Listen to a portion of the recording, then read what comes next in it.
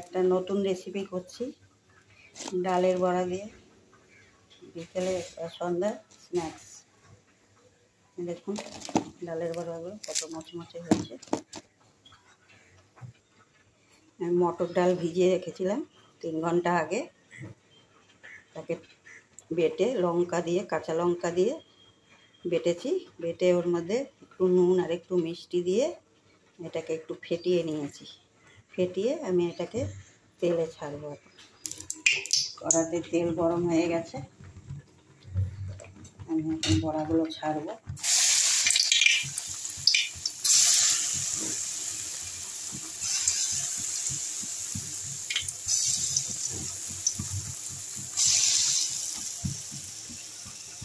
বড়াগুলো ভাজা হয়ে গেছে, আমি এখন এগুলো বিকেলবেলা মুড়ি দিয়েও খাওয়া যায়, নাহলে সবটা এগুলো ঠান্ডার সময় খেতে পারে।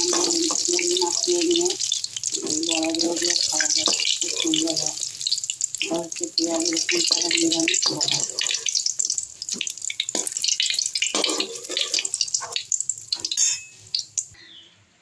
দেখুন আমার সন্ধ্যার স্ন্যাক্স তৈরি হয়ে গেছে। এটা চাটনি সস দিয়ে খেতে পারেন, আবার মুড়ি দিয়েও খাওয়া যাবে।